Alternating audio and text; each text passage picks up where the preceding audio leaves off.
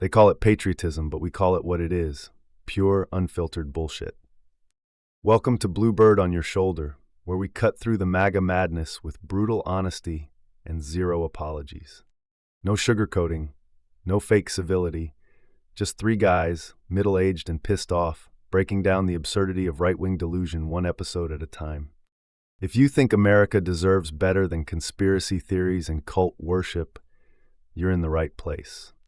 Liberal? Hell yes. Woke? Not a chance. We're here to roast the madness, expose the lies, and call out the grift.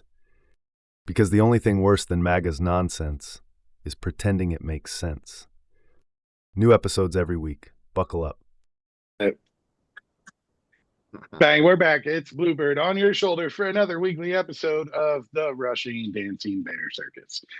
It never fails to entertain, it never fails to confuse, and it never fails to fluster the fuck out of me. It is another week of the absolute moronic imbeciles speaking about things they know nothing about.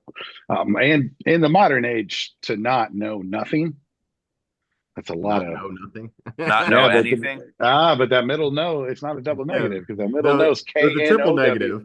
negative. Yeah, no, K-N-O-W is not a negative. Don't be them. Stop that. It's the no Not nothing. N-O-T, no, K-N-O-W, nothing.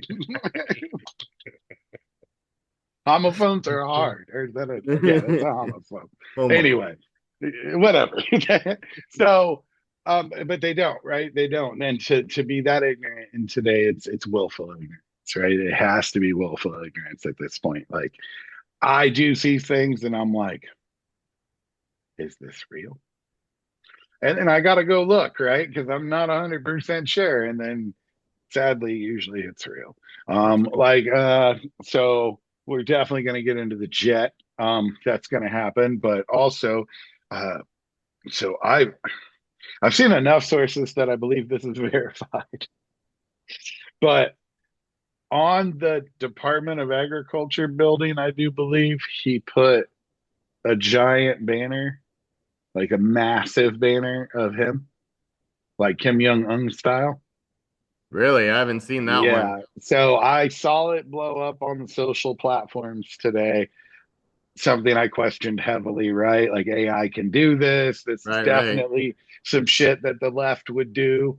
You know what I'm saying? Yeah. Because they're no fucking better sometimes. Yeah. But I saw some reputable sources being like, no, this really happened.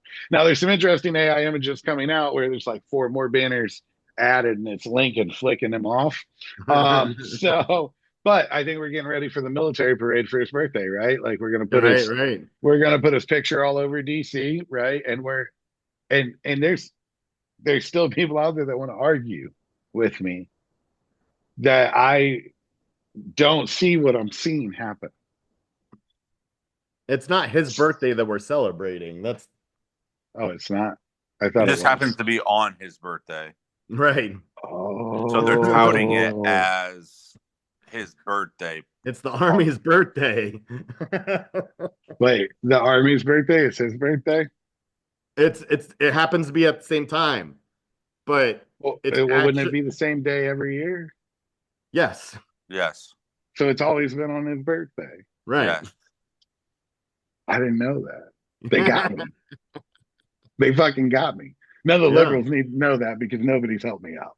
Yeah, like it's the whole parade. The only reason I could get behind the parade is because it's for the Army's birthday, and it's a big one, It's the anniversary of, the Army becoming irrelevant. But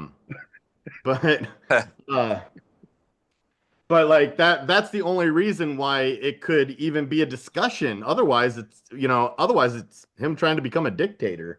That's what I thought the whole time. So I guess I'm, that's his motivation. But the reason that it has gotten this far is because it's the Army's birthday. I mean, let's be honest. Yes, it's the Army's birthday, but he ain't doing that for the Army's birthday. And that's exactly like that is his motivation is for him. Yeah. Which is why the banner with him on it is disturbing. Because that is divorcing away from the Army's birthday celebration and making it about him. Well, you would know about divorces. God, last week was crazy. I'm still processing. Oh my. Oh my. Yeah, he got me. He got me. So, but then he's on his trip, right? He's on his Middle East trip, which that seems to be his thing, right? Like he did this once or twice the Well, first time around. they all do, a circuit, but it says Well, that this is his yeah, first but the, overseas trip. But I thought he did one for a summit in Europe. he he did go to a summit in Europe. That's what I He thought. went to something. He did go to something. I read And he I went read and I he read went to today that this he was went his to first overseas trip was to he went to Qatar. the Pope's funeral too. Right.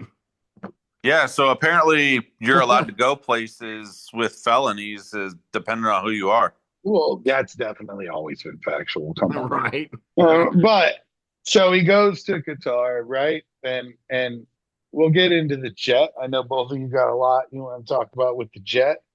I want to talk about why is this man being saluted and saluting foreign military officers. Well, for one, you're talking about a man who has been told that he is not to salute the flag during the national anthem and still does. So probably Yeah, because he but doesn't know any better.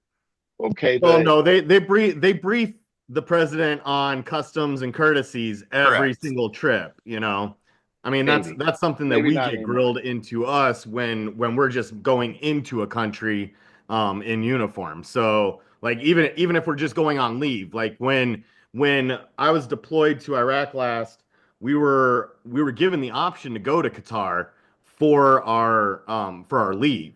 And if you wanted to go, you had to go through an extra OPSEC class to be able to go there without getting arrested. I was saying, so you didn't get fucking Wow. arrested. Right. So, but yeah, but we have the leader of our country saluting other countries' generals. And It's of a course he didn't give the queen um Yeah. proper respects when he met with her. she couldn't Totally fucking stand her guts disregarded anyway. her respects. Well, The only because the she's only a reason he was, female. basically shaming America by putting us underneath not only the prince but military leaders of a foreign country is because they want to give him something. Yep. And that He Oh, is. He is most that definitely for sale to the highest bidder. that like that that just right? shows it, No, yeah, he is for sale, right? It's what it really seems like, or everything is for sale with him. Not necessarily he's for sale. Yeah, Everything's well, for sale with him, yeah. right? And it's not shocking.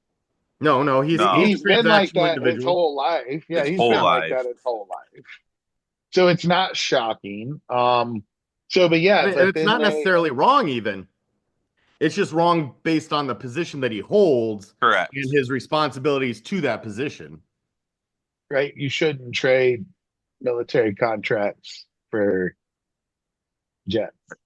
Correct. Well, he trades anything for Yeah, those, bro. it's I mean, like even a lot of his supporters have said is it's a bribe. Well, even if it's not a bribe, it's influence, It right? yeah, Right, right. it may not directly be a bribe, but in all reality, like you said, an influence, it's a bribe.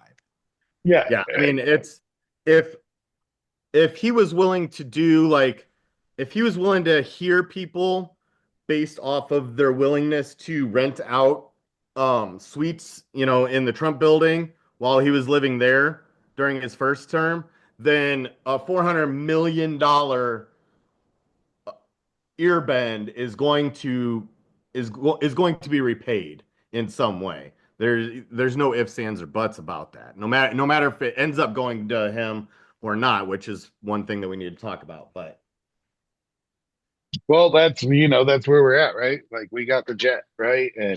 And we're playing in weird territories, and supposedly the jet isn't his; it's the Department of Defense's. But then there's an underlay where it's actually going to go to his presidential library. mhm. And I know you had some on that, and that's definitely slightly out of my Yeah, so wheelhouse. basically the first part that I looked at was the emoluments clause. When it comes to accepting gifts from a foreign actor, it has to be approved by Congress, and it can't be owned by the president. It has to be given to America, not to the president himself. So, like we were talking about with Hillary Clinton's pearls, those were a gift given to the presidency so that the first lady could wear them. That's why she had to give them back at the end, because while in that position, you can, recognize those gifts to the position, but they're not yours. And that keeps you from, having that attachment to the item so that you don't allow it to influence you in any way when it comes to decision making. I believe she actually had to give it up long before she left. Like it was, I believe from what I read, she was pressured to give it back almost immediately. Right. So basically, like, it doesn't, just like in a divorce, you're not allowed to commingle your personal property with, Sure. with the president's property. So the presidential property is the property of the United States of America. Right. Your personal property is stored completely separate. You're allowed to draw from the president's inventory for special events like that. Where you can get it and wear it, but then it has to go back into that like a vault or something. Right, okay, right. That makes sense. So would that be like? So I know there's a division, an agency, a department, like the archives, right? The National Archives. Is that who would supervise things of that nature? No. So that is held by the what department is that? That's gonna bug me. There's a certain department within the White House or surrounding officials that handle those kinds of things. I forget the department name. We'll add it later. So they inventory, they keep all of that stuff. Then like the National Archive, the Smithsonian, they all work in conjunction with each other in order to rotate stock through. That's where like when a new president takes office, usually the first lady is the one that comes in with those people and pick out certain items to move out of stock into the public view for White House tours and whatnot. So it feels more like their house for the time period that they're there, but it's all owned by the United States of America. Like, the drapes aren't, the presidents or the first ladies, but they pick them out. So right. Okay, so like the Office of the Chief of Protocol, part of the Department of State. Yeah. And then the White House Counsel Office in coordination with the GSA, General Services Administration. Yep. No, Government National Service Agency. So yeah, they're the ones that you see the GSA plates driving around. So every government vehicle that is a civilian vehicle that drives around on civilian roads, those are GSA vehicles. Any property that the United States holds for any reason, recruiting offices, CIA hubs, things like that. All of that. That's the group in charge of all the American stuff. Right. So, but that is separate from what is being talked about with the presidential library. The presidential library is basically a PAC fund that is put together so that the president can put ideas forth into building his own museum for his archive. So for all of the documentation and publication done through him. It's not a museum for, artifacts and stuff or a plane to be sitting. It is more for a document repository and public face to celebrate the president for what they did accomplish. Right. They donate that money to the National Archive, and then it is ran by them in perpetuity. Right now, I think I read that with the 13 the 13 physical locations and the three digital locations for those libraries runs about $100 million a year now out of the taxpayer dollar. Whatever, fuck it. We pay for everything else. Um, so the jet $400 million valuation, supposedly internet rumor. Um, I don't does I know that it's a specialty kind of plane, right? And Well, I'm sure Qatar it's has it, only a but specialty in its size. is it a 2013 model? I heard it's a 2013 model. Like we can't get like That if might they're be gonna right. give us a jet, can we not get like a modern one? Like why we got to get So one with so some that's hours on it? that's part of the problem is that we're waiting on Boeing to give us a new set of planes to convert into Air Force 1, 2, and 3. And because of delays, through the what was it, the 737, was it? The one, remember a whole bunch of them got recalled because Yeah. The 787 Max. was Seven. it Yep. the Yep. Yeah, 87? seven. Sorry, Yeah. 737 Max. Yeah, yeah. So when those all got recalled, that put Boeing way behind schedule. So that's why this is even a discussion, is because Air Force One is aging out. It's 40 years old. It does need to be refreshed. But I don't think that we need a Supermax jet in order to satisfy the needs of what Air Force One is supposed to be able to do.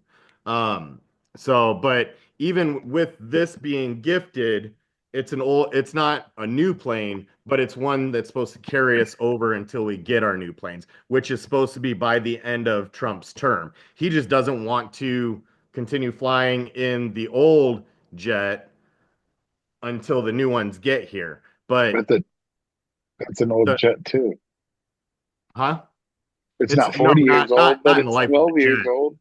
Nah, I mean Oh, a 20-year-old jet is still got plenty of service life in it. It's about 40 years where they really start looking at like it needs to be retired because most of it has either been replaced or is at its structural limit as far as the life of steel and aluminum bent over and riveted the way that it is. It wears out over time. So, wings and stuff like that have been replaced. Engines, of course, are rebuilt, almost every couple of years. My dad was an airline mechanic, by the way, just for a reference. Um, so, so I grew up around these jets. Well, not to mention the delays from the issues they were having, but there are parts in the planes for Boeing that China produces, and they flat out said that they were not sending them to Boeing during the quote unquote tariff war. Yeah. Yeah, they put a hold on a lot of that stuff. Yep. And so again, it's a problem created by Trump Yep. and made an issue because he doesn't want to fly in the same jet for another 4 years. The thing is like even if we take possession of this jet, the retrofit is massive. Like you're Yeah. talking, another I would probably say like $50 million minimum just to get it retrofitted to be able to handle most of the equipment that it needs. And that's not counting, the upgrades and equipment and things that they plan on adding to this with sensors and things like that to make it more viable in the sky if there is a nuclear attack. Well, he's just not intelligent enough either to realize we're talking about a jet that our president flies in, not a custom made vehicle that you can have in your driveway in 90 days. Right. Well, and that's where the real disconnect is that, this talk about running it through the presidential library is basically just a way for him to fund his presidential library because really what he wants to do is build a better presidential library than Obama, which they raised $500 million to do. So $400 million would go towards that in order for him to feel special, you know, because I don't really see him raising that kind of money for that people are willing to donate towards acknowledging his presidency after he's gone. You know, people are wanting to get what they can out of him right now, but after he's gone, they're gonna shit on him as much as we are right now. Well, Obama's library must make him feel about this big too, because he definitely swears up and down that it is a mess. Well, they just started. I mean, I saw a construction crew working on it somewhere recently. Yeah, so it is. Yeah, but you know damn well that's not what he's meaning. Yeah. No, yeah, he thinks that it's, you know, it's a symbol of everything wrong with America. Because of the black guys. They can't stand exactly. it. Exactly. But one thing you brought up in that tirade that I think is really true, and it's kind of sort of like rotating. He's really good at creating problems and then fixing them, and then they love him for fixing the problem. Anybody that's talking about the economy being fixed right now is because it's starting to become fixed from the problem he created. Yeah. You know, the issue with refugees and stuff, all of that is because of issues that he created during his first presidency. You know, plus the global pandemic that was poorly handled created a lot of need that is got people on a move. We've seen this every single time we've had a major global incident like this, I guess is the best way to put it. Well, here, I'll put it to you like this in a matter of economic numbers. We are now in a era of he doesn't understand what he's doing economically. He doesn't listen to his advisors when it comes to those deals. And he tries to bully everybody. So then we start a trade war. And then you get your ass handed to you. So you roll back those tariffs like he did with the EU. Mm-hmm. And he puts a 90-day hold on it. And then they tout that as a victory because he made a trade deal. Yeah, because he got the same 10%. Thing with China. So you basically put the economy back essentially to where it was when Biden left office because of the absolute dog shit that you did. And then you want to tout that you did a major trade deal with China and Europe and essentially did nothing.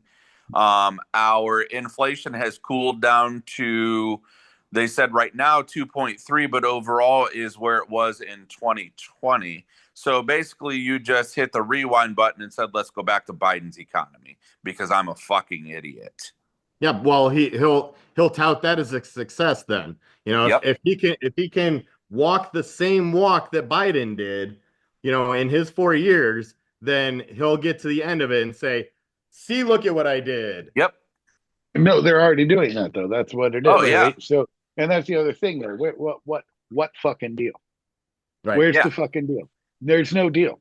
The deal was you cost the United States citizens a shit ton of money in the first quarter of your presidency because you want to try to bully everybody else in the world. Well, that's what it was. All the rest of the world was like, we're not going to fucking negotiate with you in good faith under these circumstances. Well, and he had to roll back all of the tariffs, right?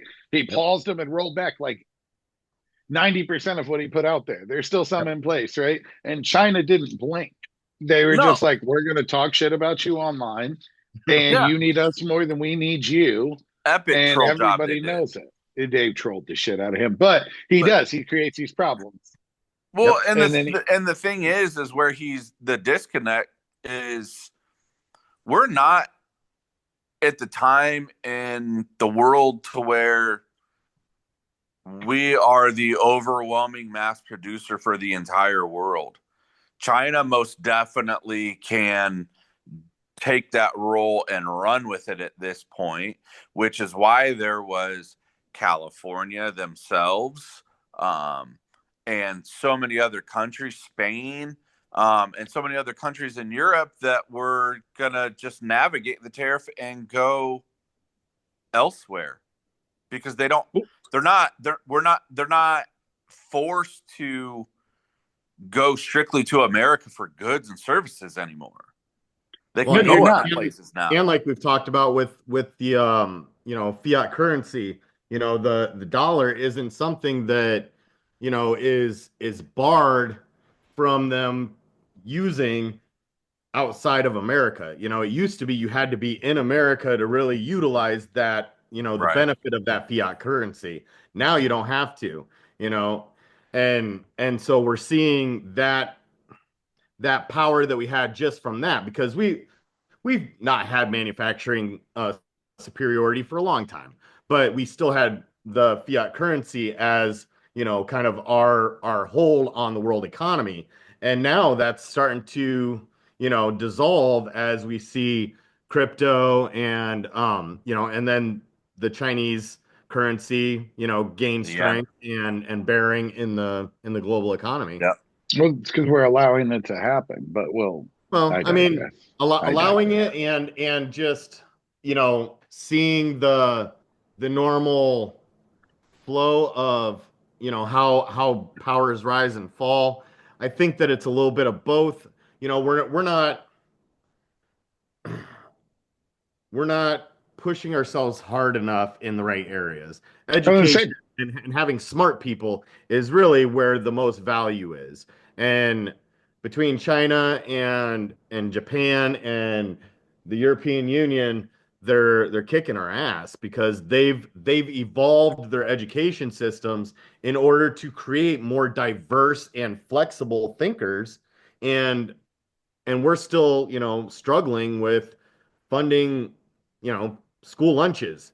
So until we decide that we want to push ourselves in the areas that have value, because manufacturing isn't where it's at. That's a rollback. That's going backwards.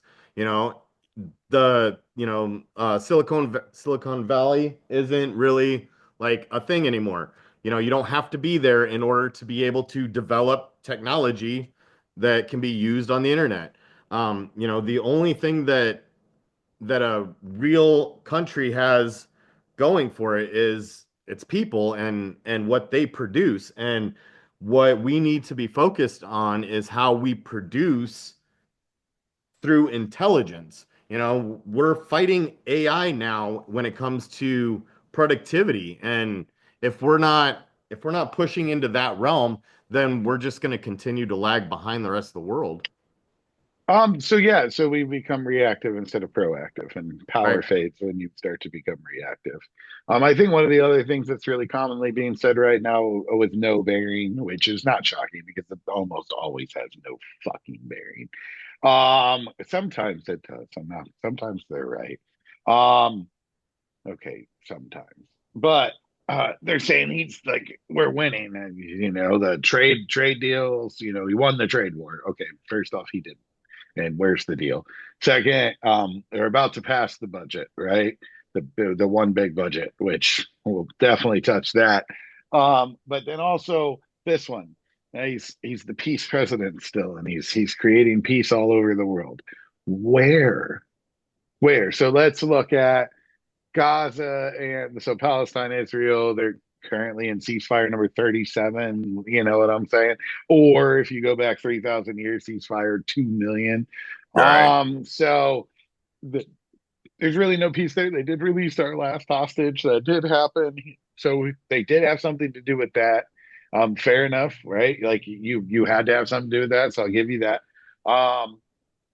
Russia's coming to the table again, but he's claiming victory there, but that's not his victory. The EU said they're going to hit him with more sanctions that they couldn't possibly, and the oligarchs threw a fit. And the EU is willing to fund or supply weapons. Like they're all in. They're willing to go. They're willing to do this. So that's why. Well, because because they're the neighbor, right? So, but then when they've seen this happen before.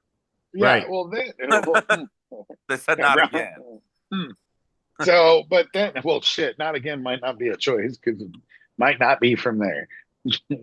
Right. But then here comes this India, Pakistan. These are both nuclear powers. 5 jets down. And who hate each other on the level the Palestinians and the Israelis hate each other. They hate each other Very on much like so. it's really weird because they're very, very, very homogenically similar. Right. Right? Have you seen them at the border marching Yeah. against each other? Yeah, like they're the same people, right? Like they're very homogenically similar. I don't know enough to get into why they hate each other. I just know they hate each other. So he came out and said, like, because they are on a ceasefire, and he said, "See, I just had to make a call." And then they both came out and was like, "Yeah, you didn't call us." That wasn't what happened. Like both countries were like, "No, that never happened." Yeah. But I think that the angle that people are missing is those two countries have been trying to do this to each other for like 40 years now. And America was a strong enough presence that they wouldn't have dared to do what Mm-hmm. they did. India would have never launched an assault like that with a calm or culpable, not culp. That's the wrong word. So, fuck, I can't English right Culpable? now. No, You might not be right. culpable. No, this dude's culpable. That's not what I'm talking about. A competent American president. Oh.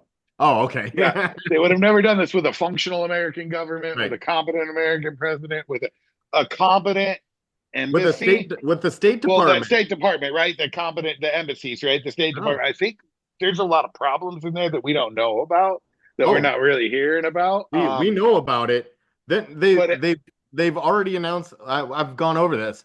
You know, they've talked about shutting down like 80 offices and letting go of like 400 employees. Like the State Department is fairly robust because there's, you know, a lot of hundreds of country, a lot of nations for world. us to work with, but there's not that many. And if you're closing whole offices, then you're losing footholds in our negotiating power because we don't have those relationships anymore.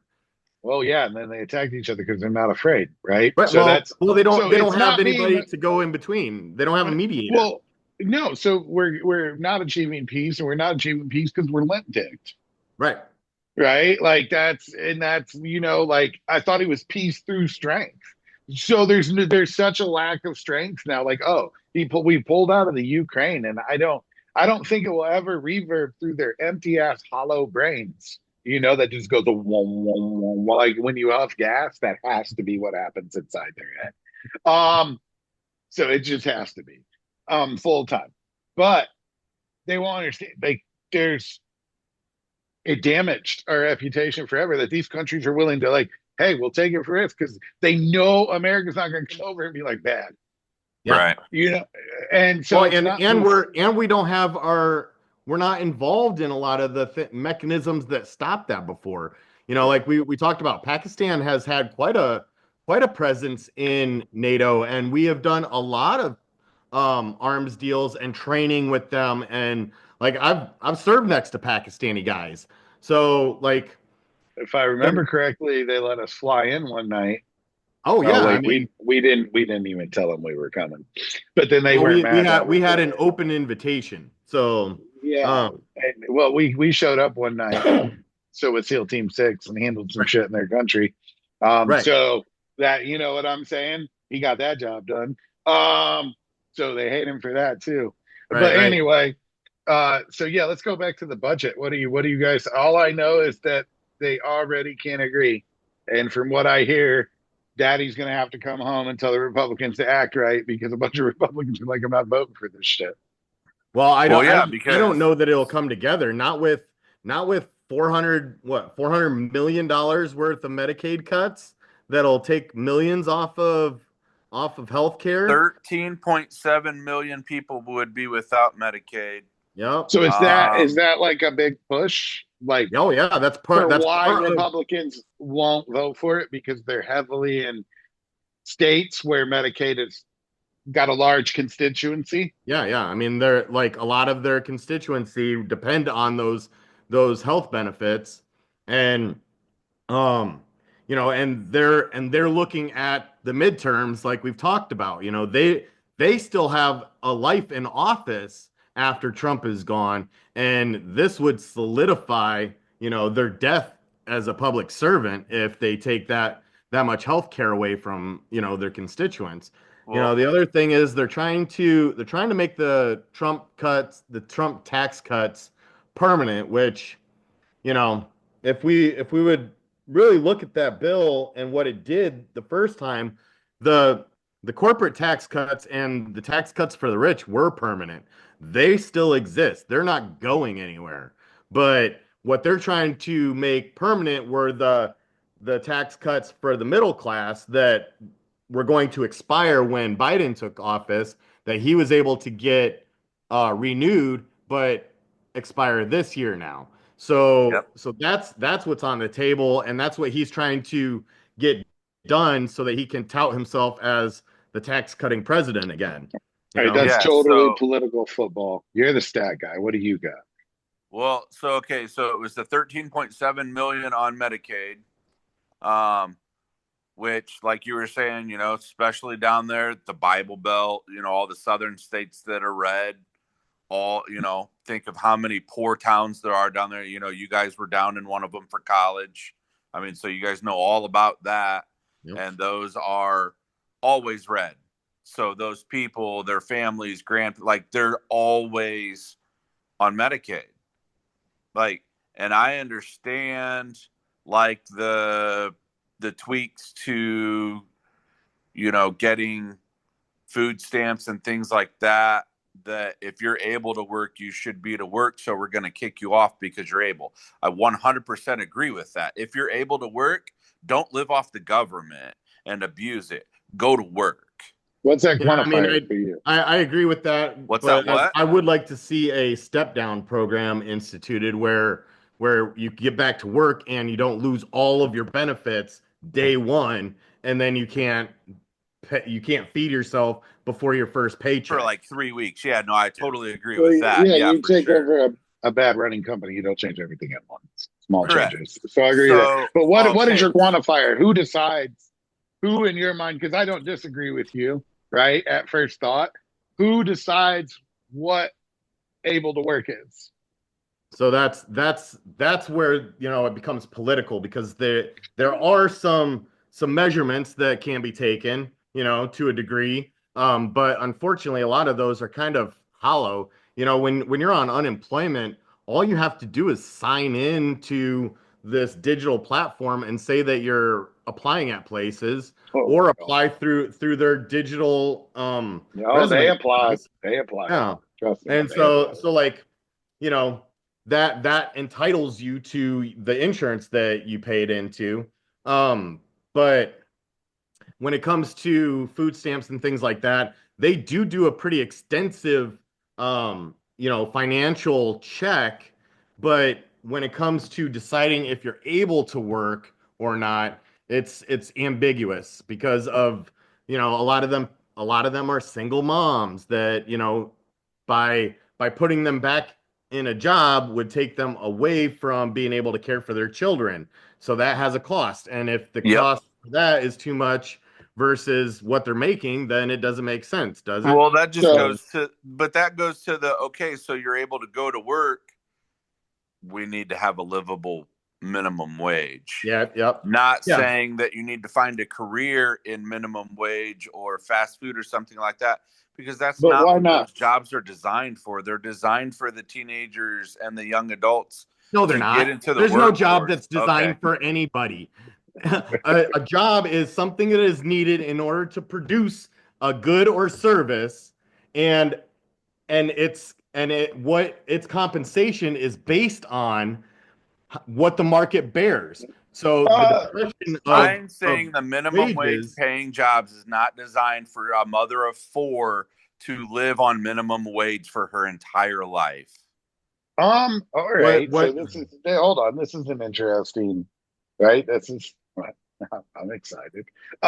So I agree with both. So I agree on the one side, right? Like, okay, so your concept of an entry level or a starter job, right?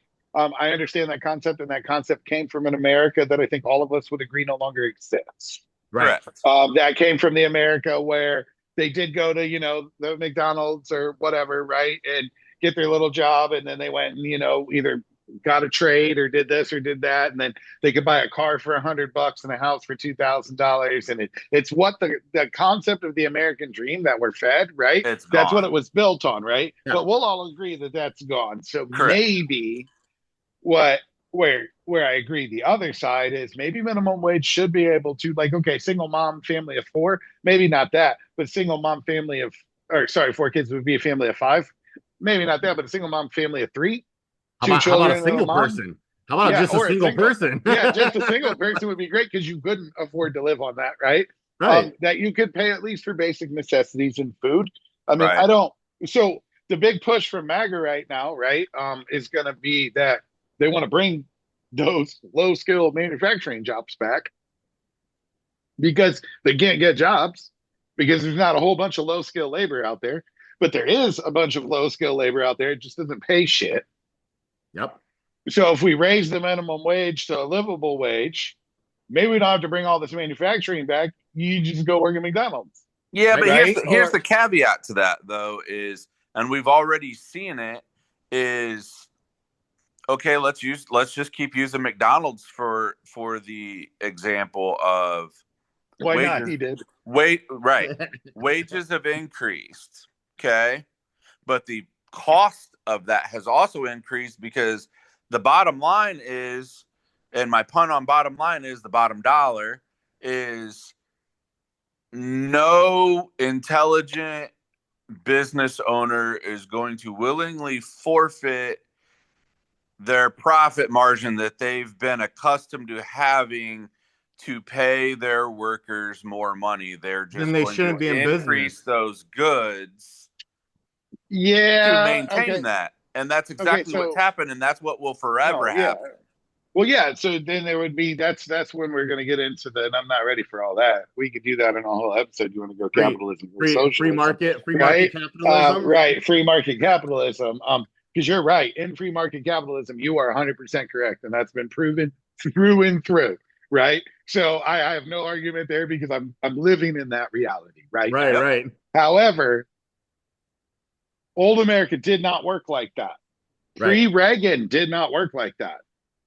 That Reagan shift is when this started to happen, and I'm not blaming it on him, right? I haven't researched enough. I know.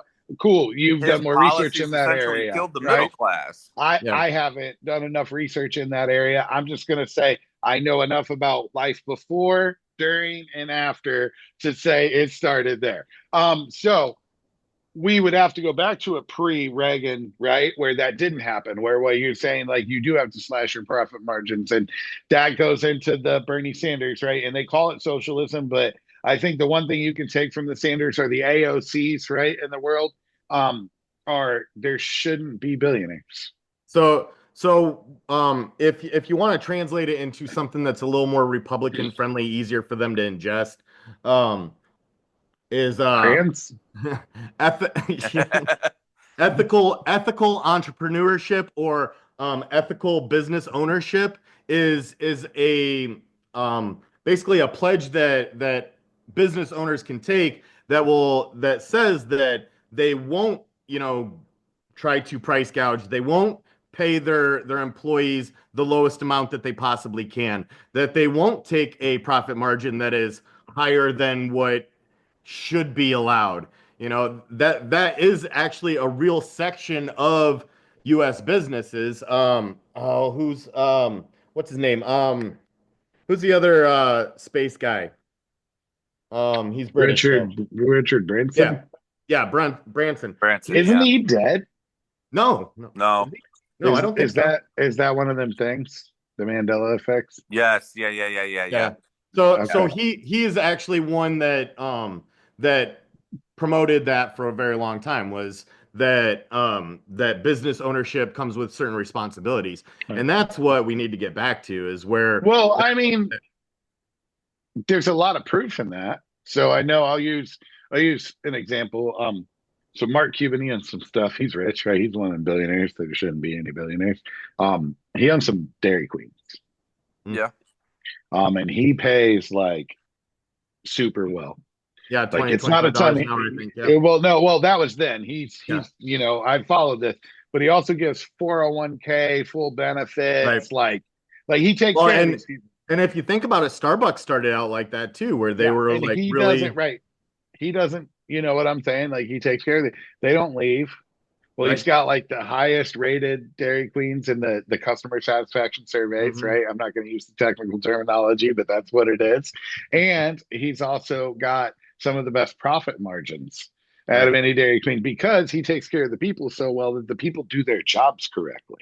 Right. Because this is a job worth not losing. Yeah, So there and is when you don't have something a high to that. turnover rate, you don't have Right. those expenses that go into it. Right. That So I and things do like think that it's irony in its best that you said MAGA can swallow this and then said the word ethical. So you that. lost me at that.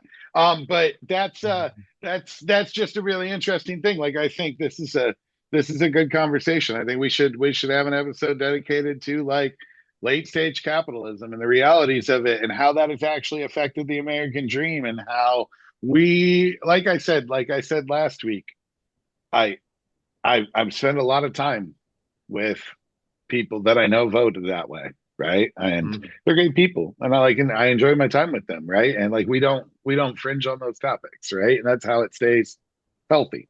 Yeah. They ever find this, they're not gonna like me anymore. But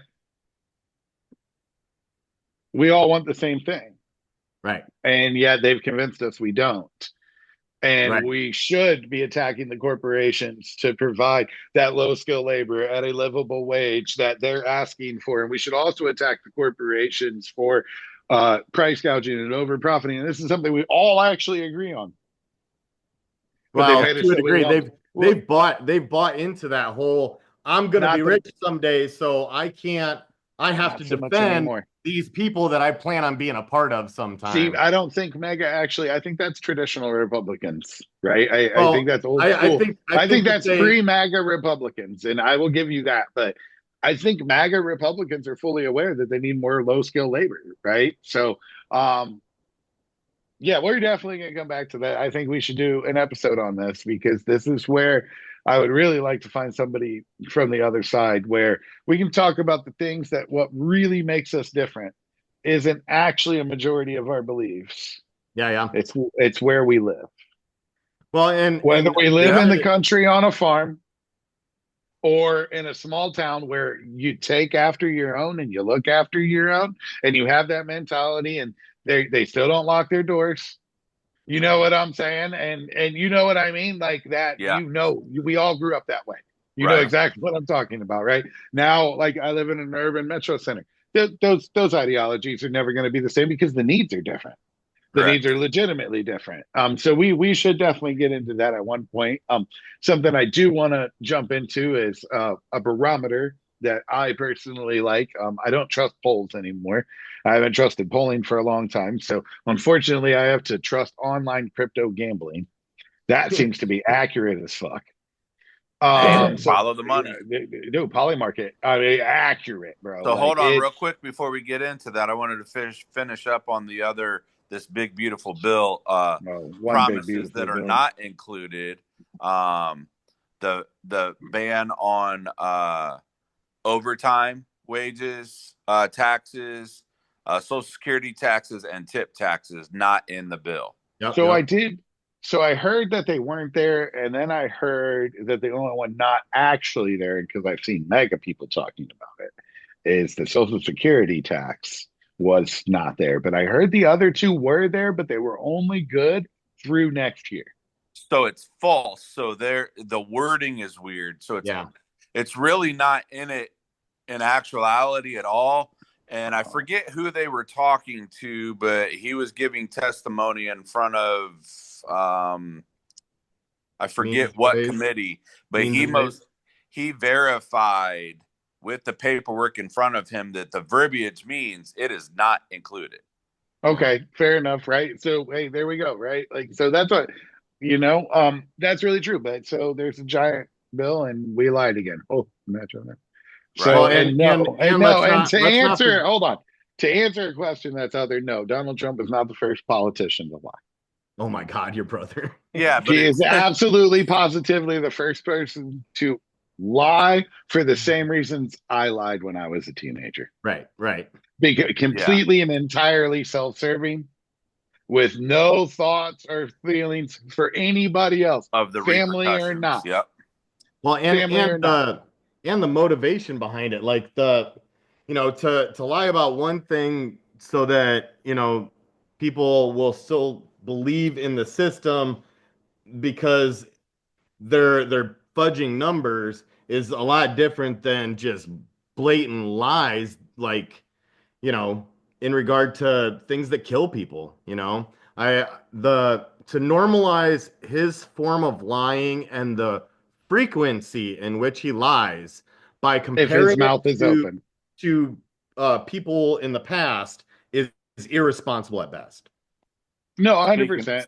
Speaking of things that can cause to kill people, we have someone in charge of the health department that comes out and says, "Do not take my advice on healthcare," and then goes swimming in sewage with his grandkids. But you have to, like, okay, so I feel it, right? And I think it's humorous too. However, I have to give him credit for saying that out loud. Like, no, I'm not one you should take medical advice from.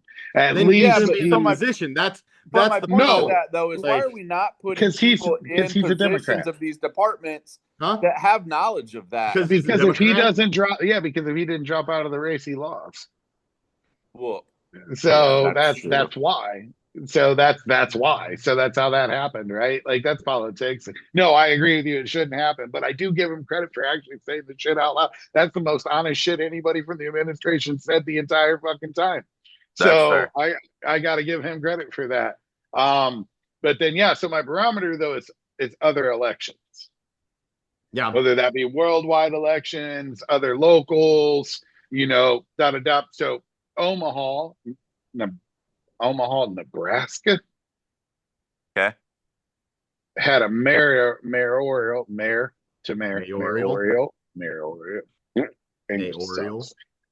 That's why it's the hardest language on earth. I grew up with it. I still can't fucking speak it. But they elected a mayor.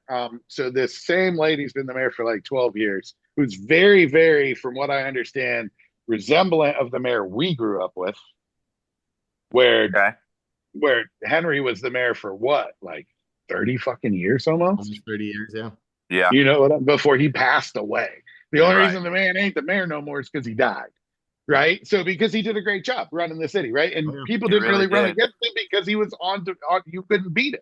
From what I understand, this woman was the same. She's Republican, so on and so forth. And the Democrat beat her. Wow. And they say it is a 38-point swing from the general to that election, which we've seen swings of that size in other special elections in the country. I don't know how much money the GOP put into the Wisconsin Supreme. It was a lot. It was a large sum. And they got fucking mollywopped. Yeah. Well, when his policies are killing farmers' income, they're not going to be that's what I'm saying, right? So like it's this in the Florida specials, even the one the Republicans won, it was 40-point wins to 3-point wins. 35-point move, right? Unfortunately, that was enough for them to go ahead and ban fluoride in their water today. Yeah, that's true. Trust me, I go down there. There's a special group of folks. So Florida's different, dude.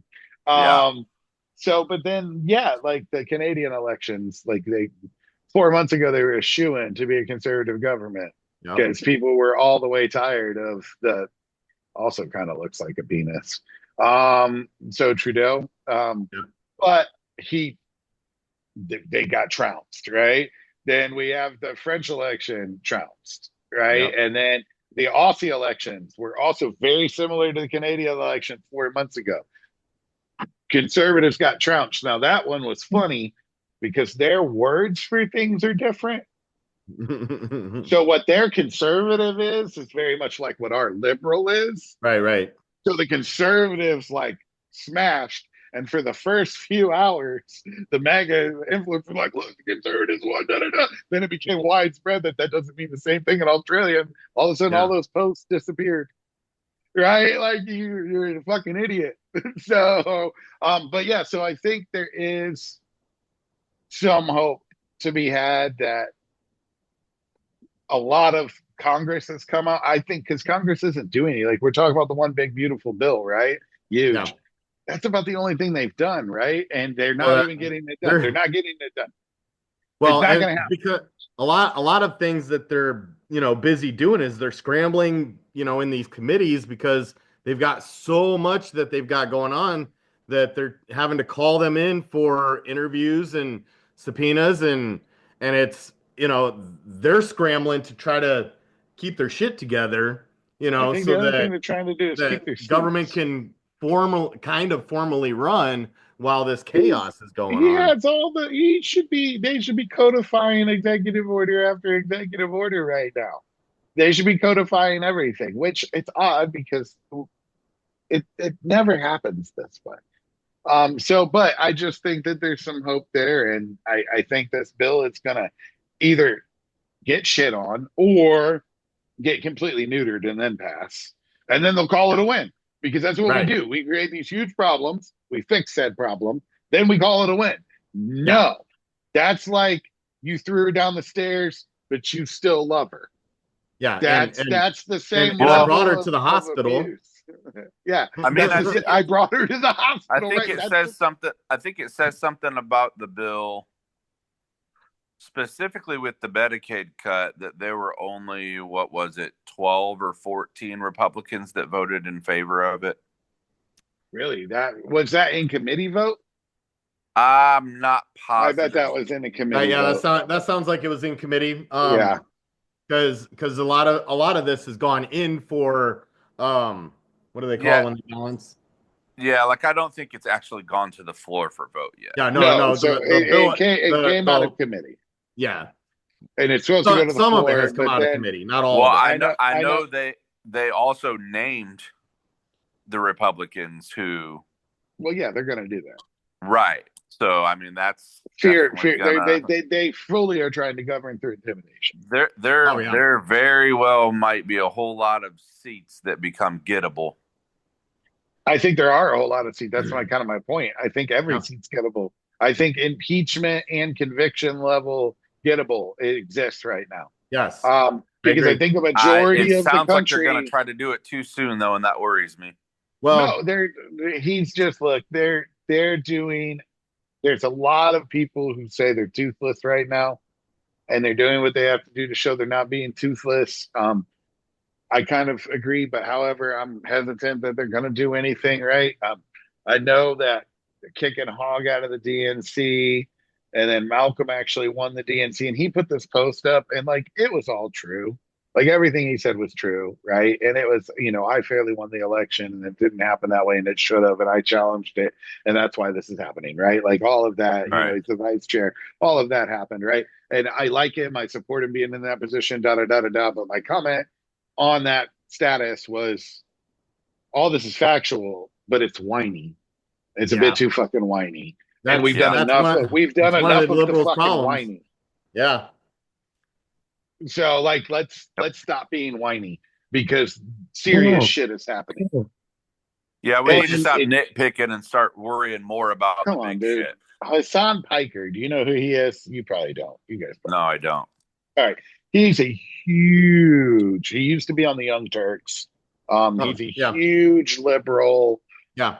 Liberal-ish. Yeah. He was the more moderate. He swings from being super far left to being a moderate. It's really strange. But his viewpoints are diverse, right? They're diverse. Yeah. And so they he was coming in country. They took him in the room and went through his electronics and started asking him about do you like Trump? Do you support? You fucking know he doesn't. If you could have his podcast or his YouTube channel, you know. So he knew it was coming. They knew it was coming. But that's what we're doing. Right. So you'll talk poorly about the government, and he was born in New Jersey to American citizens. Yeah. He's he wasn't and none of their little realms is this dude not an American. In their realm, this dude's an American by every measure that they want to make believe is real now. Right. And you're going to detain him in customs for possibly being, and then ask him if he likes the president? That's a question. And I mean, his answer was great. No, I fucking don't. And that's the First Amendment. We can get into that conversation if you want to. And you know what I'm saying? But that's what they're doing. It's all fear and intimidation tactics. And the MAGA, like I said, the general MAGA male is so afraid. And I think that's the giant separator right now, which is why I think not being so fucking whiny would be good for the Democrats, because if you're more whiny than their fear, they feel more justified. If we started being the strong presence and bucking back, like be the Hassan Piker, right? Buck right back. Yeah, I don't fucking like him. You already knew that, though. And that's my First Amendment right. So are we really having this conversation? Right? This is what you want to know? He bucked right back up. And what they do, they let him go, right? Because you don't have any other choice. Right. When are we going to realize that this is what he's doing? Right now, we got banners up. We're going to do an army birthday parade. Maybe now I know that's an army birthday. We have all the lies from the bills. Well, right. I mean, it's all essentially whatever he wants to do. No matter the outcome, it's what he feels good about. Like he wants to build this wall and kick all these people out, including apparently some certain Americans. But he allows 17 members of the Sinaloa cartel into the country. And for those of you who don't know who that is, that's El Chapo's family. Yeah, El Chapo family. But yeah, he wants to tout this. We need to not allow the rapists and drug dealers and murderers into our country. But there's 17 known cartel members. They got enough money. They passed the test. Yeah, right. Apparently, they just like, yeah. But you're not. So you're totally not wrong. And it's an interesting. It's a very interesting reality that we live in right now, and it's definitely like clear on all sides what the realities are. And I'm just trying to figure out who it's going to run in 28. And so, and I don't know, man. He's what I've learned is I now know why so many people got fired. They resigned, but got fired in the first term. Because you're right. What you just said is true. It's whatever he wants. Yeah. And he's got a bunch of yes men around him now. And last time he didn't. Last time he had a bunch of politicians and political people around him who told him, "No, Donald, you can't do that." Okay, cool, you're fired. Yeah. But then the next guy was like, "No, Donald, you can't do that." Then they spent 4 years figuring out which exact people to put in place that would allow him to do whatever the fuck he wants to do. And this is the shit show. Well, and what I'm afraid of is not only have they done that on the big positions, but they're also looking at, that's what Doge is all about, is tracking federal employees and that type of stuff, so that they can identify where their weak points are in a coup attempt, or being able to target whistleblowers, which is against the law, by the way. One of the things that they've done is in one of Hesketh's new releases, they're targeting 120 high-level generals and military members in order to scrub them from the higher ranks, so that they can promote people that they want into those positions. That's scary, because that's the type of shit that Putin did when he reorged and Russia came to power, Well, what do we have here? Not you got to bring up my favorite drunk, dude. It's 10 o'clock in the morning, so he looked like he was a mess in Qatar. Yeah. So, because you can't drink there. So he looked like he was a mess. But yeah, definitely was a good week. We're gonna look into doing this episode on late stage capitalism. I think I think that would make for a really good episode. And I think it appeals to both sides, whether they know it or not. Yeah. But yeah, definitely until next week, right? Bluebird on your shoulder. We did pick up more views, likes, and subscribes this week than we have in a while. Super cool. So, tell a friend, buy a friend off. It's fine. We don't care. Just tell them you're from the Sinaloa Cartel and you can become an American. It's fine. But until next time, please like and subscribe, and we'll see you next week. Thanks a lot, guys.